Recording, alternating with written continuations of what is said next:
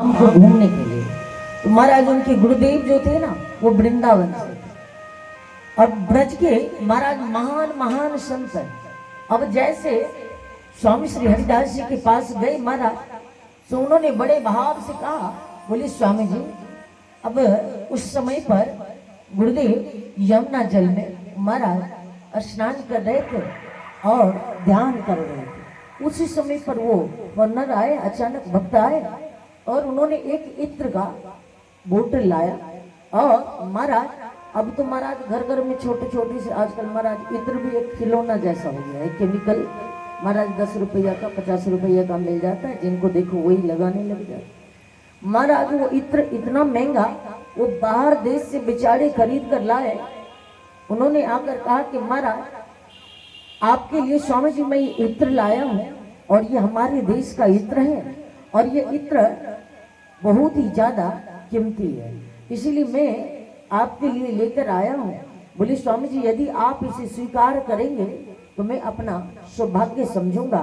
बोले आप इस इत्र को ले जाकर बिहारी जी को मेरी तरफ से सेवा में लगा देना, तो मैं समझूंगा कि मेरा जीवन कृतार्थ हो गया।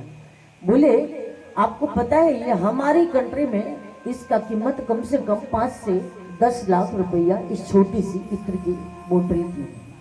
बोले अब स्वामी जी को मतलब ही नहीं कि वो 5 लाख का है कि 10 लाख का है कि वो 10 पैसे की है।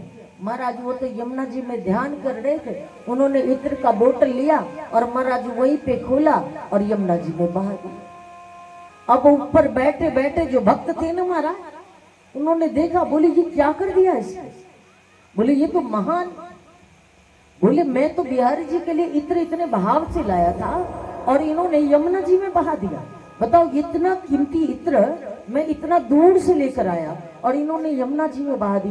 बताओ इन्होंने ये क्या कर दिया। भक्त का मन बड़ा छोटा होगा।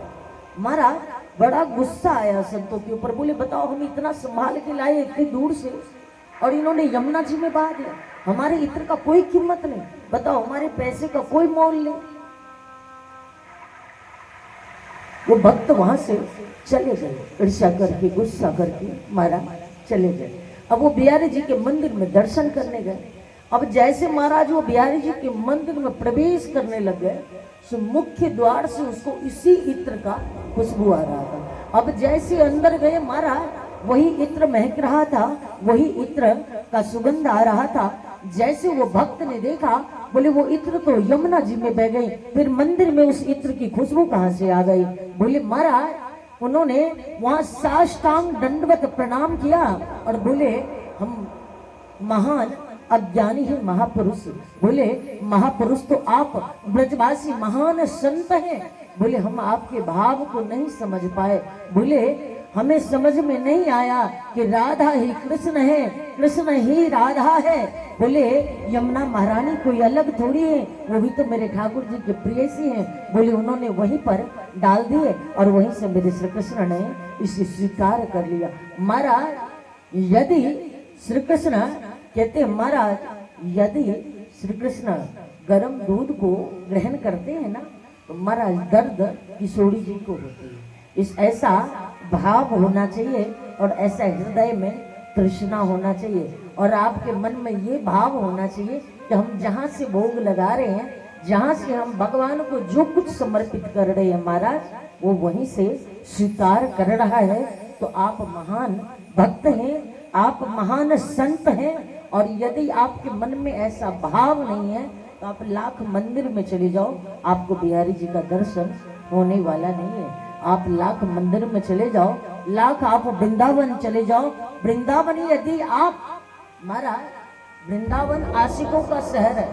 महाराज वृंदावन कोई आप जो सोचोगे ना महाराज तो वहाँ घूमने जा रहे हैं, वहाँ देखने जाएंगे महाराज, वहाँ घूमने के लिए पिकनिक मनाने के माध्यम से यदि जाओगे ना तो वहाँ छोटे छोटे मकान और गंदे गंदे नालियों के सिवा कुछ नहीं दिखाई। लेकिन महाराज यदि मन में भाव लेकर जाओ ना, तो हर कोने में, हर राज्य राज्य में, हर उस पत्ते पत्ते में मेरे गोविंद, मेरे प्राण वल्लभ, मेरे किशोर जी विद्यमान है। तो आपको हर उस रज से आवाज सुनाई देगा, हर उस पत्ती पत्ती से आवाज सुनाई देगा। लेकिन महाराज जब तक हृदय से नहीं जाओगे, जब तक आत्मा से नहीं जाओगे, तब तक आपको वृंदावन एक पार्टी का स्थान दिखाई देगा। लेकिन जिस दिन हृदय से जाने लग जाओगे ना महाराज, और जिस दिन आत्मा से जाने लग जाओगे ना, उस दिन आपको वृंदावन धाम से ज्यादा कोई धाम पे ही नहीं लगेगा। उस दिन संसार में आपको कहीं जाने को इच्छा नहीं करेगा। क्योंकि महाराज जब 4 धाम करने भी जाते हैं ना, ब्रह्मा विष्णु महेश, तो महाराज वो भी ब्रह्मा विष्णु भी महाराज एक बार ब्रज में आकर पहले आते भी लोट मारते हैं और जाते भी पहले वहां के लोट मारते। उसके बाद महाराज यात्रा प्रारंभ करते। वृंदावन वो धाम है महाराज। वृंदावन का नाम धामों में गिनती नहीं है, क्योंकि वो धामों का श्री कृष्ण ने अपने घर का राजा किसी और को बनाना नहीं चाहा था। वृंदावन कोई धाम नहीं है। वृंदावन को तो साक्षात किशोरी जी ने हर एक श्वास से बनाया है, एक एक श्वास से रचित की है, और एक एक श्वास से श्री कृष्ण का नाम लिखा है। और वृंदावन ऐसे थोड़ी बना है। वृंदावन के धाम को हर कोई नहीं जान सकता, इसलिए तो कहते हैं वृंदावन के वृक्ष को मर्म न जाने कोई, डाल डाल और पात पात श्री राधे राधे हो, श्री श्यामा श्यामा हो। ऐसे